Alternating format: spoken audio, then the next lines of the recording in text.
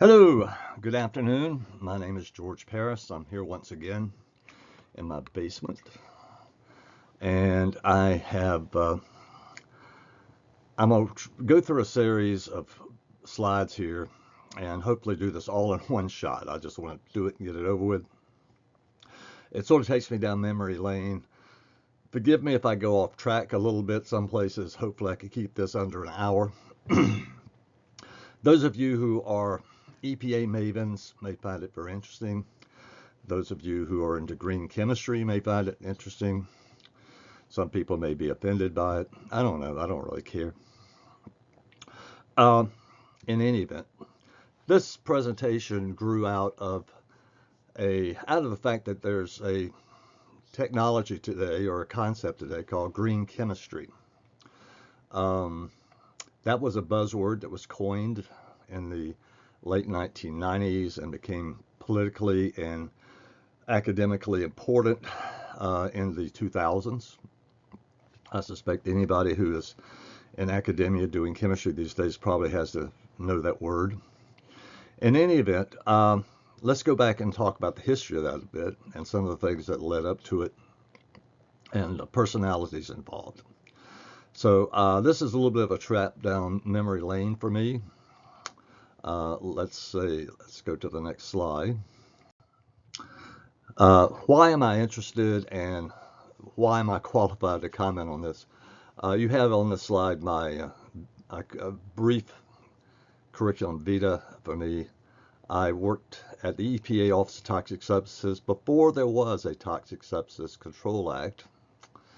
And I worked there for a couple of years, worked at the Food and Drug Administration, became familiar with the Food, Drug, Cosmetic Act, went out, left the federal government, left the EPA and left the federal government, two-step process for various reasons. Someday I may go into that. Went to work for a company called Dynamac Corporation, 81 to 89. Started off as a technical guy, ended up as the executive assistant to the president, which didn't last very long. Different story. That's in a different video. Anyway, I worked with TSCA. I was hired by Dynamac because they had contracts with the Office of Toxic Substances and wanted more EPA contracts in general. I worked for several different offices, branches, divisions, etc. in the Toxic Substances Control Act Office of Toxic Substances at the time. It's expanded, picked up pesticides and some other things since that time. And we also won contracts to the Office of Solid Waste, Hazardous Waste Listing, Land Disposal Restrictions, and some OSWR work. Other consulting beyond that, I did TSCA, RCRA, CERCLA, FIFRA consulting in various areas. So from 1976 through 2003, 2002 actually, my career was in environmental science and environmental chemistry, and in particular involved with regulatory processes, etc. I have published 2 books. You can find them on Amazon.com. One is called Acceptable Risk of Cancer, which is an essay on regulatory policy. Published that in it's copyrighted 2017. And I also have talked a lot about the myth of the linear no threshold dose-response relationship for carcinogens. And I've published papers concerning the mechanism of carcinogenicity. This was 2019. In any event, let's go forward.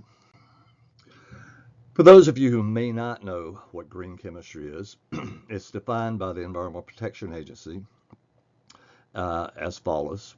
Green chemistry is the design of chemical products and processes that reduce or eliminate the use of or generation of hazardous substances. Green chemistry applies across the life cycle of a chemical product, including its design, manufacture, use, and ultimate disposal. Now, an interesting comment on the side here is that TSCA, had you never had RCRA or CERCLA, you could have done almost everything under TSCA that you now do under those other acts.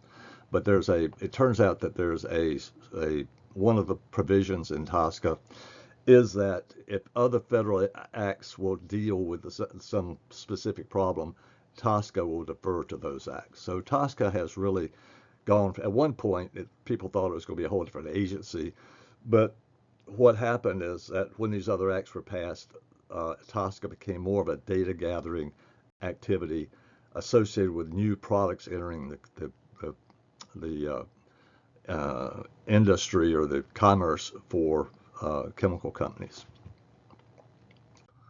Okay, now, roots of green chemistry. It turns out there's a father of green chemistry. I didn't know that. It turns out that a fellow by the name of Dr. Paul T.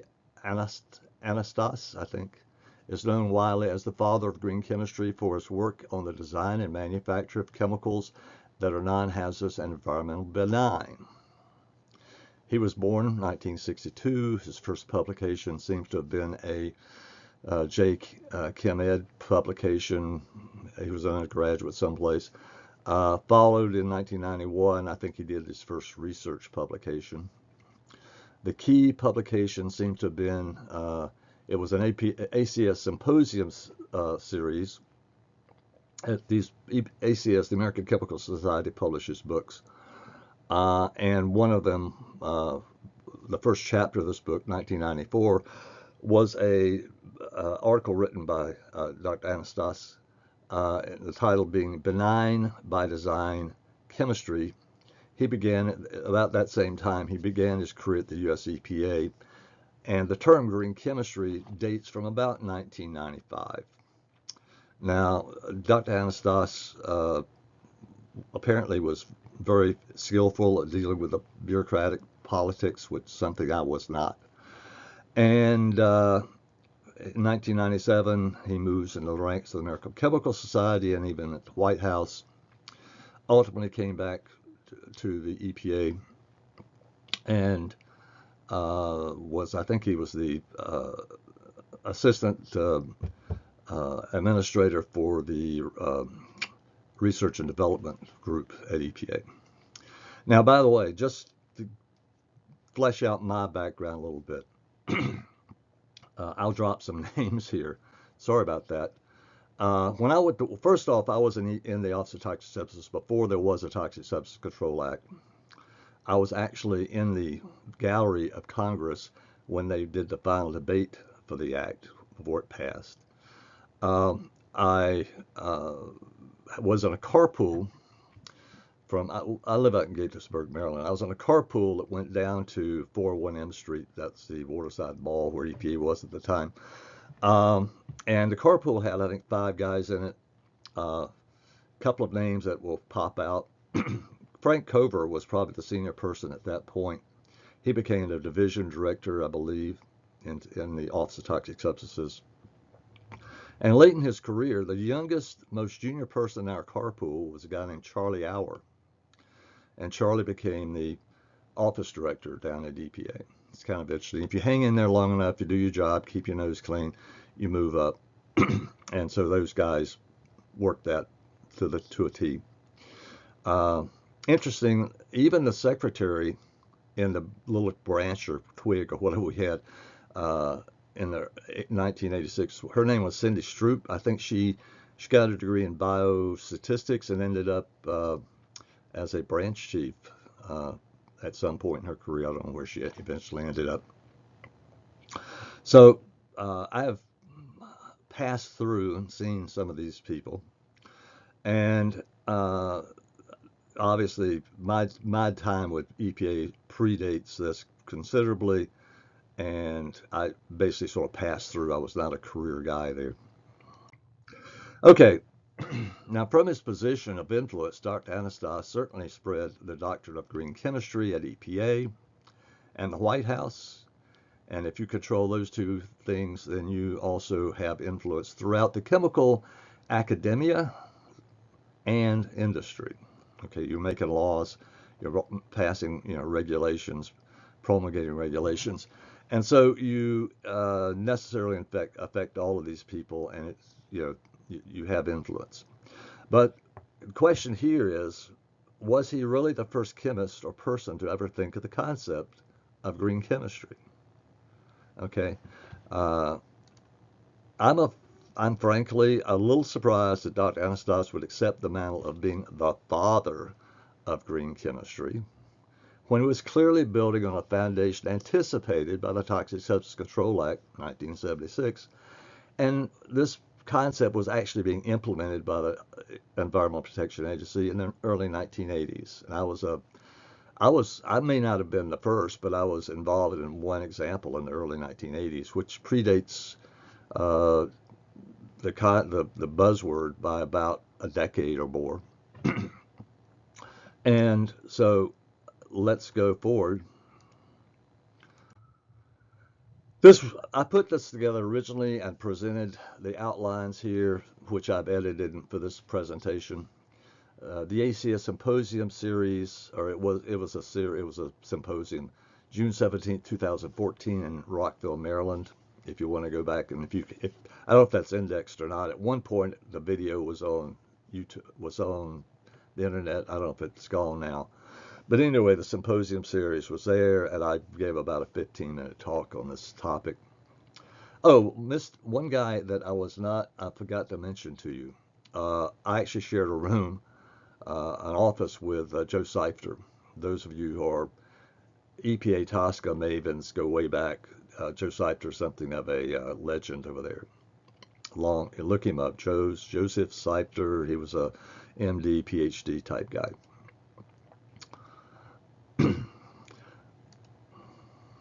Now, what you're about to see is material that was generated by me and my staff. I was the leader of this group at Dynamic Corporation, and we were under contract to EPA, Office of Toxic Substances. And Dr. Anastas was an undergraduate at the time when this happened. Okay, let's go forward here. This is going to circle around the investigation of substitutes for epichlorohydrin. This was a task assignment given to us it was the Economics and Technology Division, sent us a contract, or sent us a work assignment under a contract we had with them. And this was 1983, 1984. And let's go back. And to fully understand what's going on here, let's go back and talk about the history of some of the components involved. In ancient times, it was discovered that boiling fats, triglycerides with potash, that's an alkali, yielded soap, which is a salt of a fatty acid, from which glycerol, can be distilled. Chemical equation is presented below, and the chemical structure for glycerol. Directly above my head here, there's a structure of epichlorohydrin for reference. You'll notice there's some similarity there. It's a 3-carbon compound. Okay, glycerin may remain in the soap and can be separated from the salt solution. Distillation removes excess water and salts precipitate, but the glycerol boils at 290 degrees Celsius. When you start trying to boil it off, you tend to decompose it to some extent, and it typically retains impurities that's also distilled out of there, some hydrolyzed fats and other stuff. And frankly, this is a difficult and expensive, if you're looking at the cost of the energy involved, process. You can then go back and do vacuum distillation, which avoids the decomposition. You don't have to heat it so hot. This is expensive and energy intensive. Okay, so it's isolating glycerol from fats is not an easy process. Now, meanwhile, if we go up into the 1800s, people were experimenting with glycerol. And one of the things that they discovered, I think it was an Italian guy whose name I forget, but this was 1847, mixed nitric acid, sulfuric acid, and made a product called nitroglycerin. And that photograph above my head there is sort of how they were making it on an industrial scale. Now, nitroglycerin, turns out that nitroglycerin is very shock sensitive and caused numerous deadly explosions. Okay, It was desirable because it could be used to blow stuff up. It was the first chemical explosive of any major import other than black powder. Black powder had been around for quite a while, Chinese invention, Middle Ages, all that stuff. But this was actually it was a liquid. It's a liquid, and could be contained, bottled, produced. Otherwise, you didn't need some of the products that you have to have for black powder, and it's frankly a lot more powerful. Now, the problem with that is the fact that it is shock sensitive, and you end up with stuff like this. This is actually a modern day explosion that involved nitroglycerin. You can imagine what this was like to put it in a flask, like a 2-liter flask. You put it in a cart surrounded with straw and then ride down a bumpy road with it. I mean, that would be, I would, I mean, that's something that sort of goes beyond the pale. It's a matter of what your risk perceptions are. Now, an interesting point here, and I'll get into it the next slide. Obviously, the military use of this was very interesting.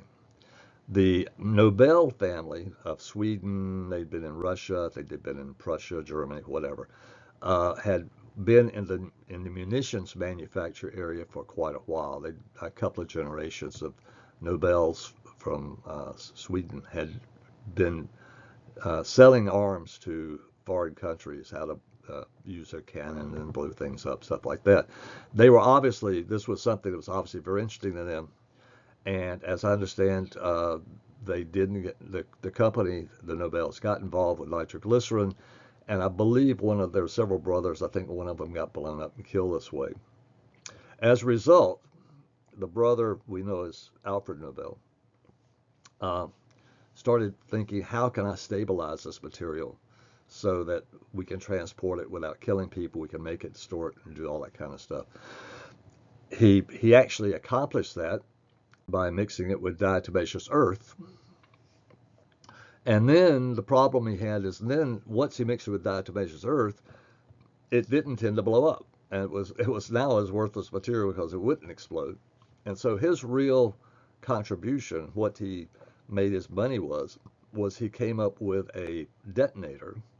I think that was a key patent. He created a detonator that would allow the absorbed nitroglycerin absorbed on diatomaceous earth to explode, and that could be done when you wanted it to be done. So here it comes. There's a stick of dynamite. It didn't explode. That was a big surprise to everybody. But if you put a fuse and a detonator in there, bam! And I think Nobel realized that this control over this force was a game winner. This was something that was going to make him a lot of money, especially in the military field, and indeed it did. In fact, it made him so powerful, so rich, that it's a long story, I don't want to go into the whole thing, but ultimately people started calling him a warmonger, a profiteer, merchant of death, all that type of stuff. He didn't really perceive that for a while, but then he did perceive it, and it's like, how do I change this image? And so he created the Nobel Prize with a peace prize in there, specific peace prize in the Nobel Prize. Okay, let's go back. Now, while all this is going on, remember we're in the late 1800s when Nobel was making most of his money.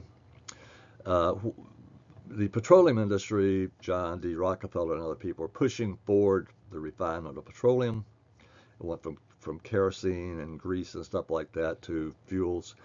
And by the 1920s, propene that's a C2H6, I guess, hydrocarbon, or propene, C3H6 hydrocarbon, became available through a process known as thermal cracking.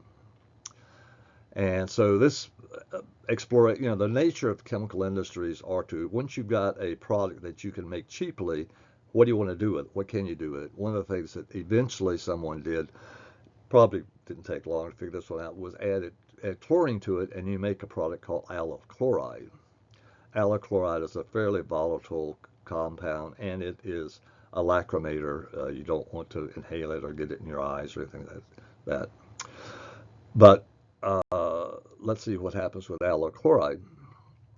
Well, further research with hydroxychlorination produced a mixture of chloropropanol. Now, one of the things that they obviously recognize, you have this propene. It's a 3-carbon compound. Glycerol is important for munitions. It actually became the most critical component of making nitroglycerin. You got plenty of nitric acid, plenty of sulfuric acid. All I need is glycerol, and I can do this. So I need a cheap way to make glycerol, cheap, pure and cheap. Okay, and so when you realize that propene has 3 carbons, how can we get propene into glycerol? And so one of the things you can do is you do what's called hydroxychlorination. And when you do that, you make a mixture of 2,3-dichloropropanyl and 1,3-dichloropropanyl. Structures there on the bottom. And so that's getting you part of the way. And if you try to hydrolyze these further, what you find is if you just put it in a pot and boil it for a long time with more base and whatnot, trying to get rid of those chlorines to replace them with hydroxyls, you end up with water, salt, and bis-dichloropropyl ethers, as well as the alcohols and stuff. This is a problem. And I've actually did some work for EPA in this area, sampling analysis of beta-chloroethers for EPA. Anyway, but it turns out that in that process, while you're trying to get rid of all the chlorines off of the dichloropropanols, something different happens. You don't just keep it all in the boiling mixture, the boiling pot. There's actually something distilling out of that, and it turns out to be volatile. Boils at 118 degrees, which is very manageable, convenient boiling range. And it's an intermediate called epichlorohydrin. Now that's the structure on the left there. The device that's shown on the left is a sort of a laboratory example of a technique. I think it's called a Dean Stark trap, where you basically distill out an azeotrope. It's so the water vapor and the vapor pressure of the organic compound causes it to come over. It condenses, and then you can separate the aqueous phase, the organic phase. And of course, this is being done on a grand industrial scale, not on a laboratory scale like over there. Oops, over there. Now, what else all right, so now we've got a whole nother step. Now we've gone through dichloropropanols, which nobody ever found any particular great use for that. There are some, but would be a side story. And now you have this epichlorohydrin, which you can isolate pure out of this mixture without all the mess. Okay, so now you've got a pure, nice liquid organic compound you can isolate. And because you're interested in glycerol and you start using it to make glycerol, what else can you do with it is the context that you're in. Now, concurrently with the glycerol story, other things were happening in the petroleum industry. That's the petrochemical industry. This all goes to the Standard Oil and all those folks. Okay, so petroleum, you can distill it, and you get kerosene and heavy naphtha and other things. And this heavy naphtha, if you do steam cracking with it, one of the main products you get is benzene. Okay, great. Benzene, it's a solvent. It has various uses. But, benzene by itself, sort of limited utility. Now, you can alkylate benzene, Friedel-Crafts alkylations of various sorts. Sometimes they don't go very well. And if you take propene itself, now remember you got benzene and now you've got propylene or propene. By the way, the engineers who dominate this literature call it propylene. Chemists would call it propene. Anyway, you take propene and benzene and you can alkylate and make a product called cumene. You see the 3 carbon unit there. I may have to start using my wand here. Let's see, this 3-carbon unit came from the propylene reacting with the benzene. Now you can oxidize that. It actually oxidizes in air. There's a hydrogen on that carbon, and that hydrogen is labile. It can be attacked by oxygen, and you end up with something called cumene hydroperoxide, okay, CHP. And acid hydrolysis of this produces a product called phenol and acetone. These are two very abundant, widely used chemical products in the petrochemical industry. This is particularly nice as a solvent, very good solvent. I have washed thousands of glasswares with hundreds of gallons of that stuff over my career. Probably thousands of gallons even. Okay, so let's go to the next slide. I got to get rid of this to make that work. Okay. So now it turns out, interestingly enough, and this may have come out of the same reaction where they discovered that you make acetone. It turns out that if you, under certain conditions, this acetone will now act as an alkylating agent for phenol. And after an acid hydrolysis process, a couple of iterations of that, you make something called bisphenol A, which is a solid. And the bisphenol A, there's another isomer where it's substituted at the meta position or ortho position. And there's also a ring compound you can come out of this. So there's a series of compounds produced, but this one is the main one and can be isolated by crystallization pretty nicely. So now you've got bisphenol A. Like, okay, this is from an industrial standpoint. I start out with gasoline or petroleum, steam crack it, react the pieces together to make cumyl hydroperoxide. Do another single step reaction, high yield, I end up with another product called bisphenol A. So now I've gone several steps into this process. And what can I do with bisphenol A? This is the nature of the questions. Once you have a compound that you can produce cheaply in quantity, what can you do with it? Well, it turns out if you went back and took that epichlorohydrin that you made earlier, you can react it with the bisphenol A. And in a base catalysis, you can end up making, in 2 steps. First, you open that ring, that 3-membered ring over here. Let me highlight that.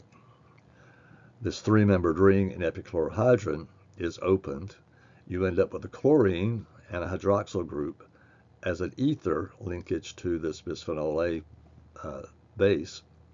If you continue this you can take the proton off that hydroxyl group, and that O goes around and displaces the chlorine, and you make another 3-centered ring here. Now you've got what's called the diglycidyl ether of bisphenol A, which is, for practical purposes, it is epoxy resin. Now if the industrial term today of epoxy resin includes a mass of different things, but this would be like the archetypal, although not the first epoxy resin ever produced. Okay. Now, as early as 1927, some epoxy resins were prepared with epichlorohydrin and diols. But the diglycidyl ether bisphenol A was not commercial until 1936, and I've seen citations that suggest it might have not really been of any particular great importance in the industry until about 1944. Now, when I did this presentation back in 2014, I looked up the production volumes and stuff. Epoxy's worldwide production is on the order of 2 million tons per year. And epichlorohydrin specifically back in those days was like 1 million tons a year. Now, these high production chemicals, this is what attracted EPA to this. Under the Toxic Substance Control Act, EPA is required under Section 4 to look at chemicals in commerce. It sort of divided the chemicals into old chemicals, that was, say, chemicals that were commerce in 1976, and chemicals that have been introduced after that point. And so this was an old chemical, And I actually worked supporting the Toxic Substance Control Act. It was the Interagency Testing Committee, ITC, which was created under TSCA. And we were looking through all these chemicals in commerce at high production, high exposure, possible toxicological stuff, and missing data. What EPA was really looking for was missing data. Do I have toxicity data? Do I have carcinogenicity data? Do I have, uh, uh, does it cause birth defects? All that type of stuff. So, we did a lot of that work, and I don't know if we were the people who recommended it to EPA for testing, but in any event, it floated to the top of everybody's list of something to worry about. Because without doing a little research, you don't know that it's not an end product. So anyway, it was certainly a big process chemical. Now, going back to the Toxic Substance Control Act, the law authorizes EPA to issue regulations requiring one or more of the following actions. This is off EPA's website. To the extent necessary so that the chemical substance no longer presents an unreasonable risk. In other words, you can't just under TSCA go out and say, I don't like this chemical, we were going to ban it. What you have to do is you have to demonstrate there has some risk. Those risks are deemed to be unreasonable. And then how can we mitigate that either by various means under this legislation in order to remove that risk from the public, okay, which would include the workers and all that sort of thing. So one of the first thing is to prohibit or otherwise restrict manufacture, processing, or distribution in commerce. Now, obviously, that has impacts because especially if this is an intermediate, then it may be necessary to use this to make something else that is benign and is more important. So you have to keep all that in mind. Another thing is you could prohibit or otherwise restrict for particular use or above a set concentration. In other words, the law gives you quite a bit of latitude. You can't just arbitrarily ban stuff, but if you consider it to have an unreasonable risk, you can go in and make the chemical industry change things so that you can reduce that risk, presumably by the least destructive manner. And in this case, it becomes obvious, can you eliminate epichlorohydrin totally or partially from commerce? I mean, if it's not in commerce, if you can substitute something for it, why do it? Now, EPA was obviously concerned about the health and environmental effects. I'm not going to go into that here. And we prepared this report in March of 1984, and I've covered up the title of it, but it'll show up in the next slide. This is the cover page of the document we produced in 1984. We started working on it in 1983. Economics and Technology Division contract number was, let's see, let me hide these things. Oops, did I get that? Okay, the Economics and Technology Division of Toxic Substances, that was the contract number. Here were the dates. Here's the name. That's where it appears. I was the lead author on the report. I was also managing the people who did the report, including subcontractors, etc. So get rid of that. And go, I don't know why that show up. Okay, so I hope I'm back. All right. I may have just wiped myself out. Any of it, this is the summary of what we came up with. The arrows on the left, here again, let me click this. These arrows on the left, the red arrows, was the conventional way of making the diglycerol ether bisphenol A. You start with allyl chloride, chlorinated dichloropropanol, which are undesirable in their self. Then you make this epichlorohydrin, you distill it out, put it in a tank car, ship it around, and then you can react it with bisphenol A to make this intermediate, and then this hydroxy group can displace that chloride, and you end up with base, you end up with a diglycidyl ether bisphenol A. Okay, we came up with two pathways that we could use to get around that. One of them, what I call A, was the ideal in our view. Basically, you take allyl chloride and directly react it with bisphenol A. That should work, give you this compound. And then you could take a peracid, peroxyacetic acid would be the obvious choice, and go directly to this. Just two steps. You allyl chloride to the allyl ether, and then peroxidase to go to that. Bam, you're there. Or you could do it more conventionally. You could take this product here and chlorinate it with water, hydroxychlorination, come up with this same intermediate, and then use base to go there. Now, this pathway that we wanted to go, the green pathway, was you not only get rid of epichlorohydrin, you get rid of chlorine, both in terms of this step and this step and this step.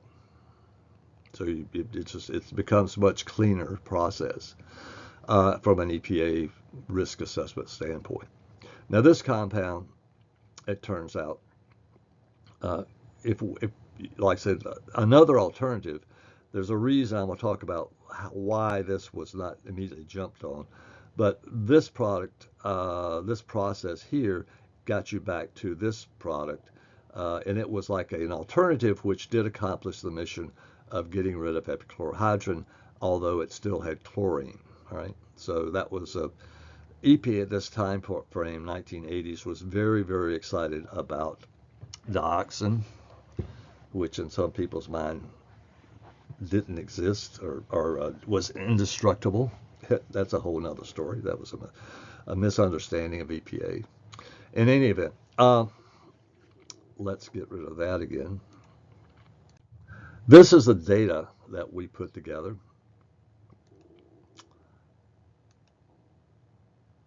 Do I have the wand? I'm trying to get my wand back here. Why won't that do? Ah, there we go. Okay. The pink is the red pathway. The green is pathway A, which we prefer, and the blue is pathway B, which is an alternative. And I'm in this screen. I didn't intend to be here, but I'm here. Basically, these first few steps here, this is the input needed to make epichlorohydrin. You'll notice on the left, one of my engineers or several of my engineers put this table together.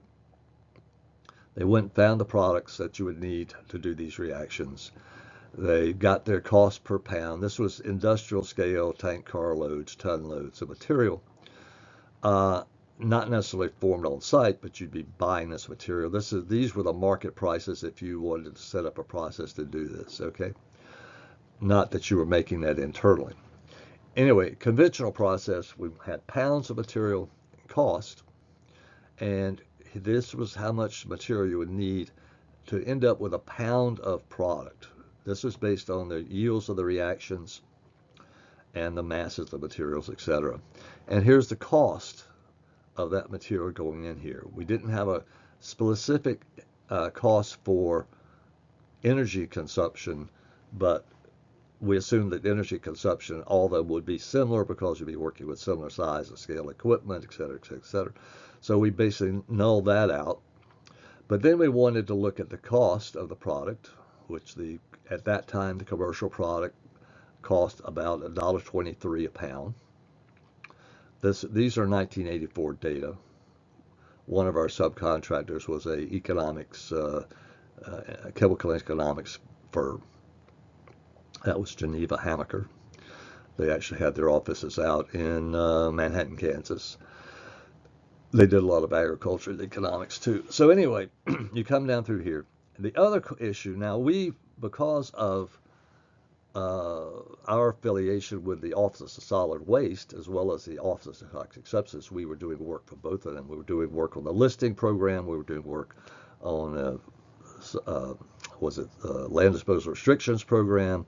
And so we were very tuned in to this waste issue and how that could affect cost. And so the waste that was generated here is about 2.29 pounds per pound. In other words, for every pound of this you make, you have 2.29 pounds of waste generated, which you're going to have to deal with. And most of this, in this case, is going to be hazardous waste of one sort or another. Okay, which is an issue. And I'll give, as an aside, let me mention we saw interesting things because we're looking at people trying to list chemical processes products as hazardous waste, listed hazardous waste. If you know anything about RCRA, that's a big deal. And also, we had a contract where we're looking at the pre-manufacturing notices coming in. And we're dealing with a client, EPA. They're mainly bureaucrats that are not chemists and are not knowledgeable about the chemical industry. So one of the things that came up here was we had a case. It was a PMN came in. We reviewed it, and one of the things they asked us to do was tell them how much they thought could be produced in various markets beyond the market that it was proposed for. When you come in with a pre-manufacturing notice, you specify a market, and then the question is, can the EPA wants to know is if we put this in the toxic inventory, can it be used for something else, and will that market be a lot bigger? Should we be aware of that? They also have something called a significant new use rule. I don't know if they still do, but it was called a SNR back in the days, where if we suddenly discovered that something was being produced at a lot more volume than we had initially thought, they would create another rule that would say, hey, you've got a significant new use, and you have to go through essentially the PMN process again for the new use, because you're not, the exposure calculations, the risk calculations we did earlier don't apply anymore.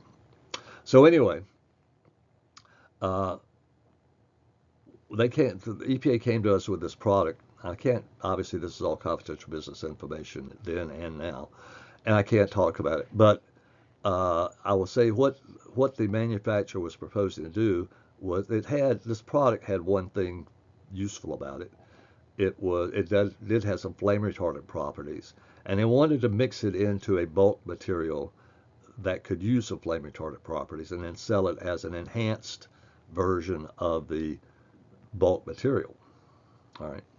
And EPA is saying, well, what is the market for that? How much of this stuff is going to be produced? Well, we looked at the manufacturing process and we realized, hey, this material that's been submitted as a pre-manufacturing notice under TSCA is actually a still bottom from the manufacturer of some entirely different product, which is already on the TSCA inventory.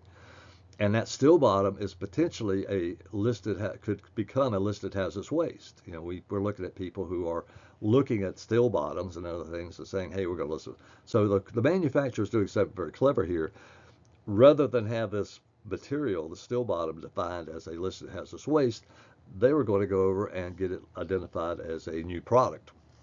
And so it would not be a waste, it would be incorporated into a product. So that would avoid that. They would no longer have to report it as a waste, they would be reporting it as a manufactured product. But it was obvious to us that the main reason for making this material, and the only reason for making this material, the only thing that was economically valuable about it, was a byproduct for the manufacture of the other material that I can't talk about either, the real thing that they were making. So we went to EPA and we said, look, we know exactly how much is made now and you know how much will be made in the future because this is a byproduct, a waste material generated during the manufacture of product number 3 that's already on the TSCA inventory. So EPA would not believe us because they said, well, what's it cost to manufacture? We say it doesn't cost anything to manufacture. It actually has a negative cost of manufacture because if it's a product, you don't have to dispose of it as a hazardous waste, or at least it might not have been a listed waste, but it would at least be something you have to deal with to get rid of. You can't just throw it in a commercial landfill or a regular city landfill. It will have to be dealt with in a more expensive manner. So EPA just couldn't buy that. I mean, it's like, how can this thing have a negative cost of manufacture? And how can you say it's not going to be used for something else?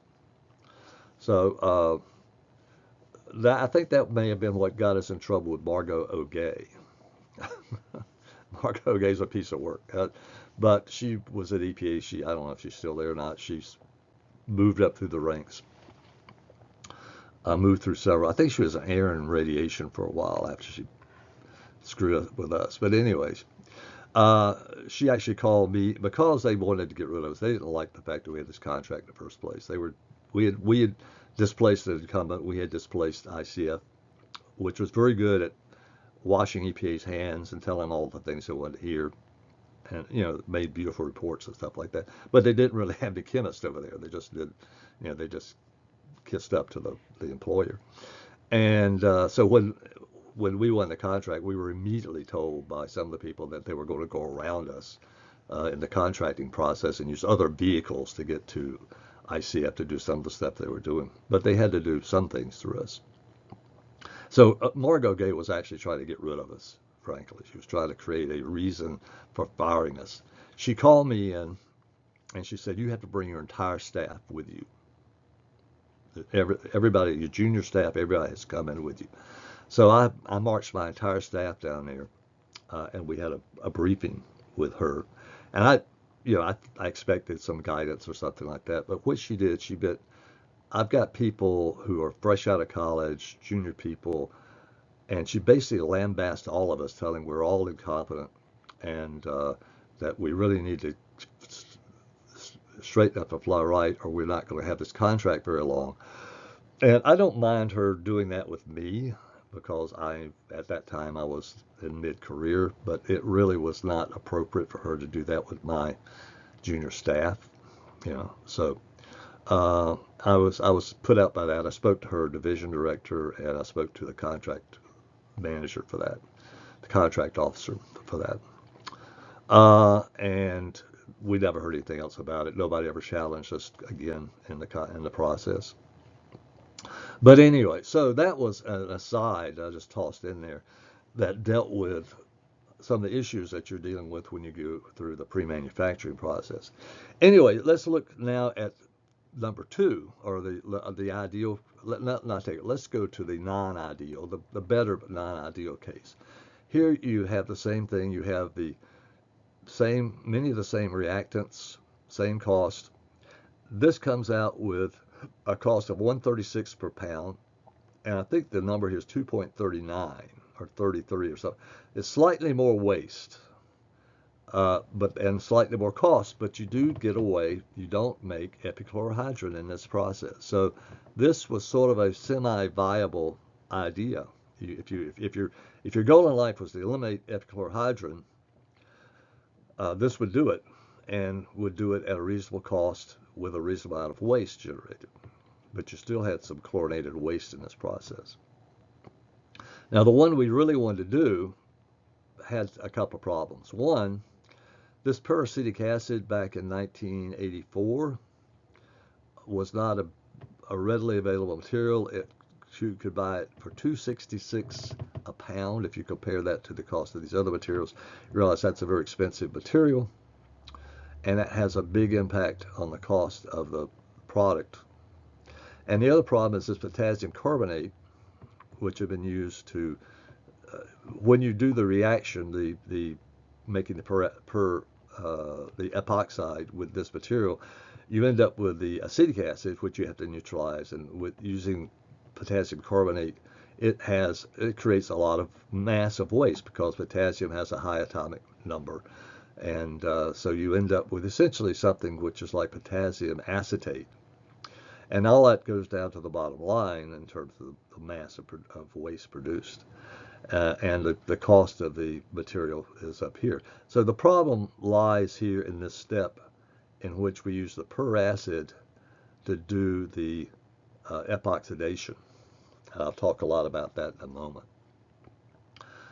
Okay, let's see if I can go to the next slide. There's the epichlorohydrin. Next slide. Back to the same slide we had before, just to remind you what we're talking about. This was roughly $1.20 something a pound. This one was like $1.30 something a pound, and this is like $3 or more per pound. Now, what can we do? And we really didn't go beyond this except verbally. We did do much more analysis of this. But because, for starters, EPA's Office of Toxics didn't really care about the waste issue. They were not the waste people. They didn't care. Okay. So, of course, the industry would care. And because we were sensitized to that because of our contracts over in the Office of Solid Waste, we thought about it and discussed it quite a bit. In any event, if we go beyond this, let's look at those two steps, making the peracid. Okay. In 1983, we did not look into direct synthesis of peracid. We assumed we'd be buying it on the commercial market in tank car loads and use it in this process. That's where those cost numbers came from. But it turns out that if you integrated these processes, you might be able to save a lot of money. So here's another one of those feedstocks produced directly from petroleum, ethylene, or ethene, as chemists would say.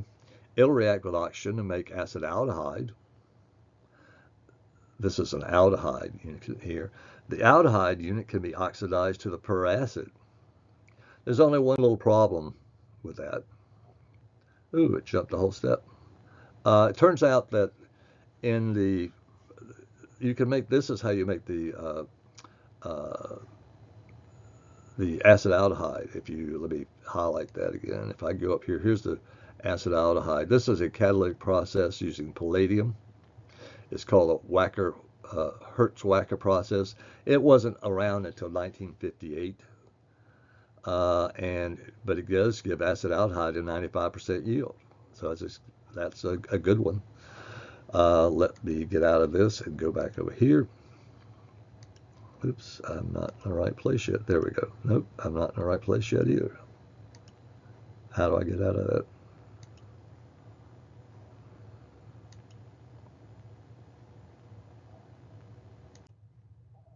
Okay, I don't know why it's doing this, but this is the way it works.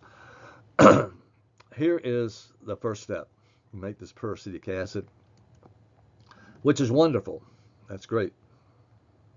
Or yeah, this is the second step. This is the taking the acetaldehyde and turn it to peracetic acid. That's great. That would be wonderful. That will work beautifully. But here's the problem. If you put the acetaldehyde in the same reaction mixture with the peracid actually oxidizes the acetaldehyde, and you end up with acetic acid. That's a problem.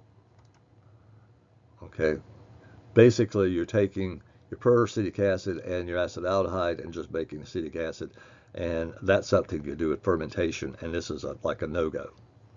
So you've got this beautiful reaction, but you have the problem that the product reacts with the starting material to give you something you don't want. Okay. Now, it turns out 2007 time frame. I'm not going to go through that drill again. 2007 time frame, you'll see that in the center there.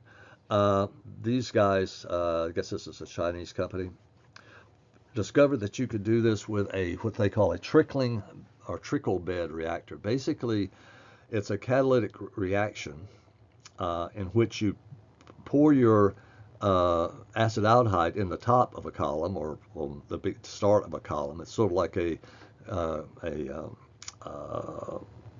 chromatography column. And basically, because of the way the reaction occurs, you're moving down this column. It's trickling through. I guess it's probably trickling from top to bottom. And the conversion occurs, and the product moves faster than the reactant. And so it's continuously being swept away.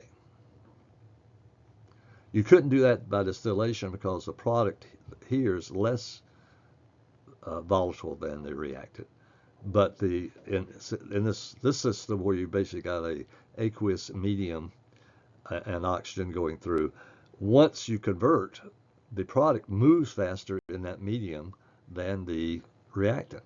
And so you can continuously sweep it out and avoid this reaction, which sort of gets you back to where you want to be. But that was not available till 2007.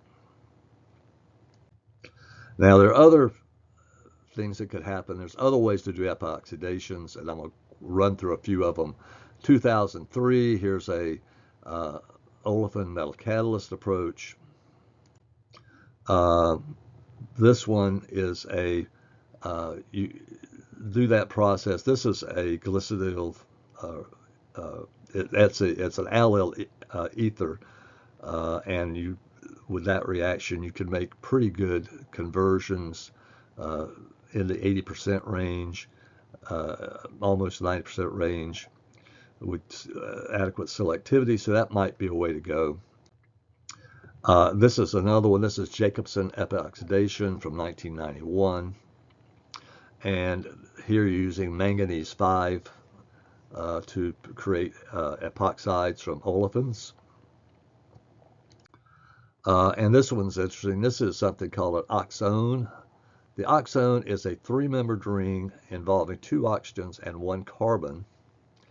And if you start off on the left, that thing that looks like a fan to some of you is actually a symbol for a ketone.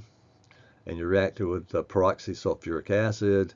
You make the oxone, which is in that bracketed area. It's an intermediate. And the oxone will react with olefins to produce an epoxide, and you get your ketone back. So you can cycle it. So it becomes effectively a way to go from the peroxysulfuric acid to the epoxide. Let's go to the next slide. That was, by the way, 1996. And here's sort of the reaction process. Overall, you're starting with peroxysulfuric acid and you're making an epoxide. And the key intermediate here is the oxone, which is identified as 1A in the scheme. It's where is it? It's over there, folks. It's over there. Oops, it's over there. My left and right are totally screwed up. Okay. There's some other non-halogen epoxidation reagents, for example, T-butyl hydroperoxide. And going back, you remember back when we were making phenol and acetone, we had to go through cumene hydroperoxide, CHP. Well, this is an interesting process because now you've got CHP, and you've got how can we use that to directly epoxidize something? The Sumitomo company patented this idea. Basically, you start with cumene, air oxidize it to cumene hydroperoxide, expose it to your olefin with a titanium silicon oxide catalyst. You get your epoxide out, cumene alcohol comes back, and now you have to reduce the cumene alcohol back to cumene, and that's possible. And so you get this cyclic process where you're basically pumping cumene and air in, and your olefin, and you get an epoxide out. So if you look at net, you're taking air and making epoxide out, which is pretty cool. Now, why did I go through all of this? Well, in conclusion, 1976, the Toxic Substance Control Act anticipates modifying products and processes to minimize risk. In 1983, at least by 1983, I don't know if we were the first ones to get involved with this, but the example I just showed you provides an example of the application of the concept by EPA to a specific compound, epichlorohydrin, which included the elements of determining the use of the compound in commerce as an intermediate in this case, identifying multiple alternate synthetic pathways that avoid both the intermediate and other undesirable chlorine-containing intermediates, and then doing an assessment where we look at the product yields, look at the product cost, and look at the waste generated with each, do that comparison to each process. And we included, at least quantitatively, the waste generation. And it turns out that since we were avoiding chlorine along the way, the waste that would be generated by the 2 alternative projects would tend not to be as hazardous as the waste generated through the normal epichlorohydrin process. Those dichloropropyl ethers and dichloropropyl alcohols are not pleasant and create a disposal problem. So, thus, in 1995, father of green chemistry invented a buzzword, that described the mission of the Office of Toxic Substances since 1976 and in practice in 1983 in a politically effective phrase that even a congressman could understand and support. So, like I said, my gripe initially is I just can't conceive of Dr. Anastas accepting the mantle of father of green chemistry since it's built into the act, and we were doing it in 1983, 84, which is like 10 years before he published anything in that area. And so I don't mind him taking credit for popularizing it, but calling it being the father of it sort of as a sort of a highfalutin title. Take care, and I am going to sign off. I hope I haven't taken up too much of your time. Just at an hour. I did it perfect.